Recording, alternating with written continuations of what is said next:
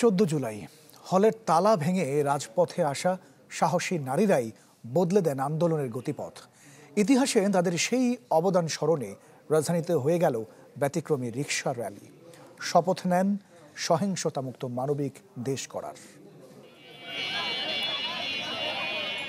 রাজধানীর মানিক মিয়া এভিনিউতে ব্যতিক্রমী রিকশা র্যালি, যেখানে রং বেরঙের ব্যানার, প্রতিবাদী স্লোগান আর নারীদের দৃপ্ত উপস্থিতি।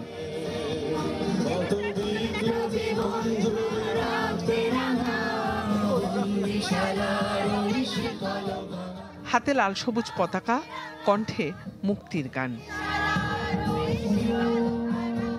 র্যালিতে অংশ নিয়ে বিভিন্ন শ্রেণী পেশার নারীরা মনে করিয়ে দেন, অন্যায়ের বিরুদ্ধে নারীরাই প্রথম এগিয়ে এসেছিলেন।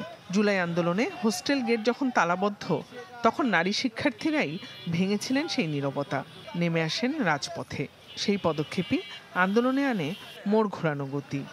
মেয়েরা সামনে এসে দেখিয়ে দিয়েছে যে দেশের প্রয়োজনে ছেলে হোক মেয়ে হোক, যে কোনো শ্রেণী পেশার হোক, সবাই রাজপথে নামবে। এটা যেন ইতিহাস থেকে মুছে না যায় যে মেয়েদের অবদানটা কি ছিল, সাধারণ মানুষের অবদান কি ছিল। আমরা এই যেন এটা ভুললে ইতিহাস আমাদের ক্ষমা করবে না। এরকমভাবে করার মধ্য দিয়ে আমরা পুরো শহরকে জানাতে চাচ্ছি যে এদের কীর্তি ভুলে যাওয়া যাবে না। একটি যত্নশীল সভ্যতার সূচনা ঘটাবো।